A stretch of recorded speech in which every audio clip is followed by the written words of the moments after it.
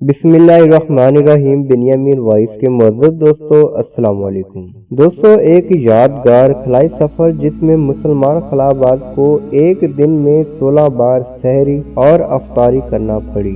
दोस्तों, रमज़ान अल मुबारक का आगाज हो चुका है। दुनिया भर के मुसलमान इस माह मुकद्दस में रोज़ा रखते हैं। ज़मीन पर रोज़ा रखने वाले जाने के खला में रोज़ेदारों को क्या क्या मुश्किलात पेश आती हैं। पाकिस्तान समेत दुनिया के बेशतर ममालिक में माह रमज़ान अल मुबारक का आगाज हो चुका है। इस माह मुकद्दस में दुनिया भर के मुसलमान रोज़ा रख कर रब्बुल आलमीन की खुशनुदी हासिल करने की कोशिश करते हैं। कभी कभार मौसम की सख्ती या तबीयत के बोझलपन के बाद जमीन पर रोज़ा रखना मुश्किल भी तो उतना मुश्किल नहीं होता जितना खलाई सफर करने वालों को मुश्किलात पेश आती हैं। जमीन पर तो सहर के औकात में सहरी करते हैं और फिर घंटों बाद रोज़ा अफ्तार किया जाता है। ताहम अगर यही रोज़ा खला में हो तो इतना आसान नहीं होगा, क्योंकि वहाँ हर 1.5 घंटे बाद अफ्तारी और सहरी करनी पड़ती है। सोचें, अगर जमीन पर भी ऐसा होता तो कितनी मुश्किल पेश आती। लेकिन इस मुश्किल चैलेंज को एक मलेशियन मुसलमान नौजवान शेख मुजफ्फर शकूर ने इसे कबूल किया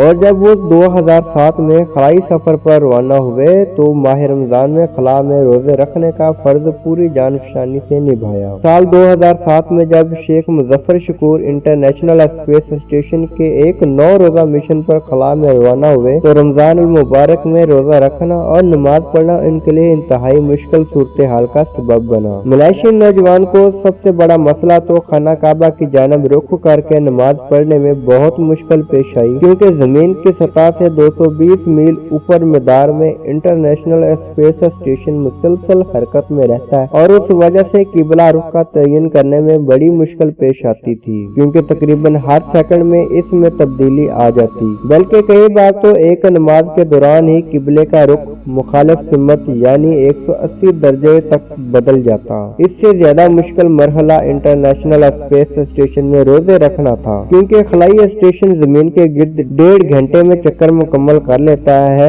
और हर 24 घंटे के दौरान 16 बार दिन और रात का सामना होता है, यानी हर 1.5 घंटे बाद सहरी और अफ्तारी। सहरी पर तो कोई सवाल नहीं, लेकिन अफ्तारी बहरहाल फर्ज है, यानी स्पेस स्टेशन का मिशन भी मुकम्मल करना था और हर 1.5 घंटे बाद रोजे और वक्त पर नमाज का एहतमाम भी करना था। खलाई सफर पर जाने से पहले शेख मुजफ्फर शकूर का कहना था, एक मुसलमान के तौर पर मुझे अपनी फराइज पूरे करने होंगे। मुझे तवक्को है कि मैं खला में रोजे रखूंगा और उनको दरपेश आने वाली मुश्किलात को देखते हुए मलेशियन स्पेस एजेंसी ने उस वक्त 150 साइंसदानों और दीनी उलमा की कॉन्फ्रेंस का इनकाद किया था ताकि इन सवालात के जवाब तलाश किए जा सकें।